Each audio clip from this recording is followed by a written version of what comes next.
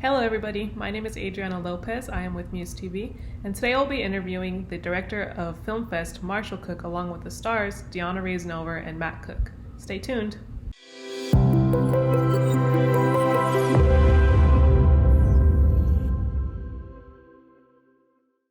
Hi, everybody. My name is Adriana. Thank you for joining me today. I just want to say right off the bat, Marshall, I really enjoyed this movie as a person that struggles with believing in themselves that they're gonna success in their career field. It was nice to see someone else struggle and doubt their own dreams. So it was nice. It was very relatable. I love it when people can relate to any part of this movie. Yeah. So the first thing I wanted to ask was, so we see Logan struggle with his ego a bit when he decides to go to this master class, but he ends up actually taking something away from it when he ends up meeting Kim as consequence. Mm-hmm. I want to ask you and Matt this, and Deanna, if there's been a moment where you felt like you didn't necessarily need to be somewhere because you already knew enough, but you ended up actually taking a lot from it. Marsh? I mean, I feel like that happens all the time. There's always opportunities for lessons. It just kind of depends on how you want to wire your brain. For example, any film festival that you might not want to think that you should attend, and then you get a lot of material for a movie from. Yeah, I think there's lessons everywhere. I can't grasp on anything specifically. Do one of you guys want to bail me out here? No, go ahead. No, go ahead, man. Going. You keep going. You good. No, I would say this. It's pretty much the same thing. I'm always excited to learn something, and I'm pretty confident that I don't know anything. So every opportunity to learn anything, I take it. Right. I think that is kind of the lesson, is that none of us know anything, and that's kind of a little bit what this film is about. It's about people not knowing, but just hoping. And hope is such a universal thing that I think so many of us are grasping onto, especially right now. That's kind of what I hope people take from this. Yeah. Another line that stuck out to me was when Max's character is telling Logan that even though he's at going to attend Sundance, he's still at this film festival because he feels the need to just grasp every opportunity he could. Mm-hmm. Do you guys keep that same mindset, or is it more about being able to stay creatively flexible with the roles you take? Ooh, good question. I'm still at the early stages of what is hopefully a longer. So I do kind of believe, and I'm yeah, take a chance, try something that maybe wouldn't appeal to you or that you're scared of. Do the thing that you're really scared of doing. Yeah. Mm-hmm. Yeah, I think it's always a verb, and I think Max somewhat says it. I think Kim, played by Allison Dunbar, says it. There's no such thing as making it. Once you're there, you're never there. And then, what else did you say? By the time you have a bunch of money in the bank, you're going to feel like a hack. So I'm constantly just trying to be curious and grow and be better than I was yesterday. And hopefully that's something that people take away from this as well. Because everybody I've talked to in this business who I look up to is looking up somewhere else. It's never, no one's there, and there is no there. Yeah, I think for the majority of the movie, Logan's a cautionary tale, and it takes every other character in the movie to be like, "Hey, dude, wake up! Yeah, you're going about it the wrong way." So I think there's definitely truth to what Max is saying, and any opportunity you have to do anything is an opportunity to learn and grow and do your best. Right. So one of my favorite moments in the movie is when Logan smiles when he sees that everybody else is enjoying his film. Mm-hmm. What was that first time experience for you guys? I remember everyone thinking wow, this is great, and you just got to see that expression on their face. I can't remember the first time. I do remember the first time I showed a feature. My first movie, Division 3, we showed at the ArcLight in Hollywood. And, we sent out so many invites thinking there's no way we're even going to get in LA too. There's just so many no-shows. But we had a 400 seat theater, and it was standing room only. Every seat was filled and people were in the aisleways. And it was just such a wonderful response. Like I was not expecting it. It was really overwhelming. And then I needed to feed it again, you know, like I just needed more of that. Yeah, I love playing comedies for audiences, and you know, Matt does it multiple times a week at the Groundlings. I work years for my laughs. But yeah, years for one. It's wild. It's absolutely, I'm kidding. I'm absolutely teasing. We were actually super lucky. So obviously the pandemic hit, so we didn't get to do a lot of film festivals, but the team rented out the Grauman's theater for us in LA right before the pandemic hit. Like, I don't think any of us knew what was coming next. And I almost didn't make the screening. I had never seen the movie before because I was shooting, but I just, you know, we just luckily managed to wrap in time. And I think I came down like still in like makeup and like blood on my face and like kind of gross, but it was such a treat. I mean, I had never seen myself on screen before. Matt, had you?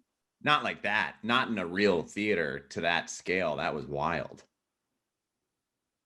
Yeah, just hearing all our family and friends like laughing at the jokes, it was one of the warmest feelings I've ever had. I felt incredibly lucky. Yeah, me too. That experience was very, very special. And I had family come, and that was like, just to be able to watch them watch it and talk after was really special. And that's the thing I like to remind myself, like that screening, I mean, there really is no beating that. You know, and that's kind of like let's all enjoy what we made together. And, you know, anything beyond that in terms of marketing or, you know, money or like, those aren't really the reasons to do it. You know, it's all, you know, nice sprinkles and pluses or whatever, but it's a thing that I have to remind myself, and Logan needs to remind himself that, you know, it's not, it's about making the things. Yeah. I loved seeing Tom like really look down on Max just because he like filmed his movie on a phone and then ends up being like, oh my God, it was so incredible. Mm-hmm. Have you guys had like a similar like experience where you kind of wanted to parent someone and then realize that you could actually learn from this person? I'll say all the time. I mean, there's some, I've seen like a lot of bad stuff, obviously, but I'll go on YouTube and you know, there's this, oh, YouTubers, and it's like, no, people put on stuff on YouTube are incredibly talented. I've seen amazing stuff on YouTube, and it has like a stigma, I think, to the older guard. But yeah, I'm constantly humbled by looking at stuff on YouTube sometimes. Yeah. So one of the things that stood out to me in Diana's scene where she's having these meetings trying to pitch her film was that it was actually just like a slew of white guys telling her no. Did you like purposely cast it that way? Yeah, we actually did. I think we had a couple people and they were like, you know, let's just go all white guys. Because in my experience, it's always been white guys. It's just been the cast that we got really represents almost everyone telling, you know, me or somebody I know, like, no, this is what it should be. This is what the market is, you know? And it's like, well, it says you, and I get, you know, I don't know. It's just like, it says you until something else proves you wrong. And then that's the thing, you know? But yeah, it was very much intentional. It felt true to life when we were shooting it. I mean, first of all, we were really lucky because a lot of people came up from LA to do that scene from Idlewild. Our writer is actually in one of those scenes. He's smoking a cigarette, right? Mm-hmm. Our writer, Paul Allen Cope, is one of the guys that tells me no, wearing sunglasses. And just to sit there, I didn't even have any lines, and just to sit there and smile and nod while all these folks are explaining to me why it absolutely would never work. So reminds me of like some early meetings I've had in Hollywood. So reminds me of meeting agents who, you know, took this meeting so that they could write off the business expense of a lunch, and not my lunch, their lunch. They're like, you got yours, right? I'm like, sure. I would not have ordered this salad had I known I was paying for it on my own, but okay. And what was great about the scheduling of that is like after we put her through the ringer and did 30 or 40 shots in the first half of the day of all this, then we're like, okay, and now you're gonna have your scene where you kind of break down with Matt. I mean, it was such a long day for Diana, and I really do think that part of her was broken at the end of the day. Did it make the scene like more emotional for you to like perform, since that was like a situation that you felt like you had personally been in, or were you like, I've done this like a million times, like this is fine, I'm used to this? No, it was a fresh cut every time. It really was. And it had, at that point we had been filming. I think we were like in the second half of just filming the whole movie. I don't know about you, Matt, but I was like exhausted. You know what I mean? Just like a little emotionally spent. And so that scene, there was a moment, I'll let Matt describe it, but there was a moment where he and I just connected on a very real level. And I think it really helped, honestly. We had one take in the argument scene where I leaned into anger. I got like real snippy, and we got back in the car to reset to go again. And Deanna went, I didn't like that. And I went, what? And she goes, you put a little heat on that. I didn't like that. And I went, oh, I'm so sorry. She's like, no, it was good, but I didn't like that. And it was just like us as friends, just checking in post being character. And it was like charged, and it was weird because it was another one we were up against the clock. It was late at night. We were filming outside of someone's house who was sleeping, and we had to like watch our volume. And then there was a hotel where everyone was asleep, and we were just like, just the chaos of that fueled so much of the experience. Oh yeah, it was cold. Yeah. Oh, and it was so cold. Yeah, it was great. Hey, that's acting. That's Hollywood, baby. So one of the things I love about Alex's character is that she like mothers like basically everyone, but especially Logan. Is there like someone that's been in your career that's like been that person for you, Deanna? Oh, I hate to say it, but so many women. I know so many women that are doing that are like kind of like taking charge and making the decisions so that no one else has to. And I watched them, and I got to put a lot of them into that performance, and it was so gut wrenching too, because I am not like that. Deanna does not take as much guff as Alex does. Yeah, it was hard watching. I was like, when is she gonna walk away from him? But I guess that's what friendship is. It's what it can be. I mean, but it's part of the struggle. It's not just Logan's fault. It's kind of what this business does to people, which is it does kind of force you to just keep going and hoping for the best. Yeah. I really loved Will Sasso's character, Montgomery Nash. You pronounce it right? Is there anyone like specifically that inspired that character, or like just like a slew of people that you've met? Yeah, it's a combination of festival directors, and then whatever sauce that Paul and I put in the writing, and Will brought to the character as well. But yeah, I can't pin it on one person. Yeah, that's good. You don't want to get in scandal, I guess. I actually really liked Kim's character as well, because normally like the character that's out for sexual gratification is a male. Was that like fun, kind of flipping that stereotype on its head? Yeah. And again, like these, there are people that you meet that it's kind of like that was just the only thing I took from that person. Like that was their and there's nothing wrong with that. At least they're honest, So yeah, I'm so nervous to talk about it.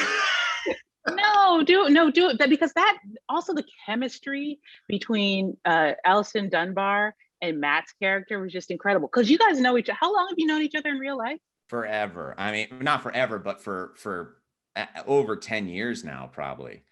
And I adore her, and she's so good, and she is a force of nature in real life. So it's very easy for me to be like, what are you going to do? Right. I just am always waiting to see what Dunbar does, because it's always something so funny and truthful and special and honest. She's the best. Yeah.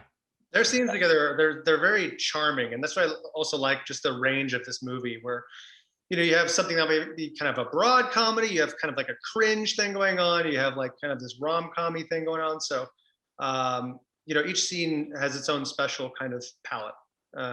And yeah, she really is like, she can just be so classic and charming to watch, but then she's just like will throw out this improvised gnarly joke. You're just like, whoa, you know. Yeah, I loved seeing Matt look at her like kind of cautiously. Like I was like, ooh, power dynamics. Yeah, she's dangerous. That's scary. Yeah. She is dangerous. Even in real life, you'd be like hanging out and she'll be like, hey, and just start yelling at people and you go, oh my God, don't do, and I just melt and she thinks that's the funniest thing in the world. So I'm always waiting to see what she does because it's going to be great. Dunbar was my roommate while we were filming. We like shared a little house together, and the scene actually where they're walking outside of the house, that's actually outside of our house that we were staying in, that they graciously put us up in. And I don't think I've ever had so much fun with a roommate. Like she was cracking me up all day, and it was now I wish that I had a roommate. I've never wanted a roommate in my life, but if it's going to be someone, it's going to be Allison Dunbar. How fun. The last question is, if you guys could give anyone a piece of advice that's struggling in like a creative career field where they kind of live paycheck to paycheck, what would it be? Ooh, Matt, what do you think? My advice is always focus on the in-between. Like there's really high highs and really low lows, but the majority of your time is spent in between those two things. And that's the thing you got to focus on, because that's the only thing you can control, or those in-between moments. Do your best to build a life that you're proud of and excited about, and then let everything else come from that, because then you'll be good no matter what. I would say, you know, please focus on investing in your relationships, you know, with your friends and your partners and whoever else. Because like, say you know, accomplish your thing, and then like you're at the mountaintop and you look around and you're alone, you know, like one of the great things about, you know, accomplishing anything is sharing it with people that you love, you know. So I would say that, you know, don't neglect the people in your world that are wanting you to win in order to, you know, have this very focused goal. I would say you know what? I'm gonna parrot some advice that a teacher gave me, Denise Woods.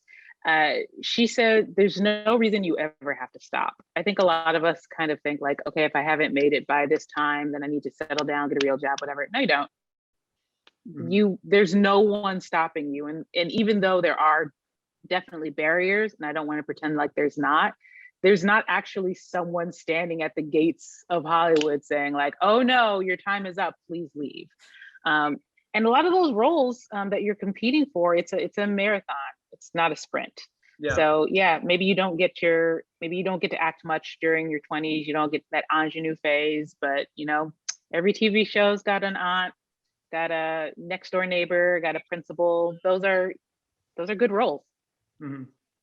And another thing, you know, I do think that you should believe, you know, as opposed to hope. You know, like when you believe something's going to happen, then you actually take the steps to prepare. And then you're ready. When you're hoping, you might just be sitting and waiting for the phone to ring, which I don't recommend. But you know, you can make something happen when you actually believe you're going to do it. All right. I'm going to write a book. Yeah. That'll be the next career step. All right. Well, thank you guys for your time. It was a great movie. It was awesome talking to you guys. Thank you so much. Thanks for having us. Thank you.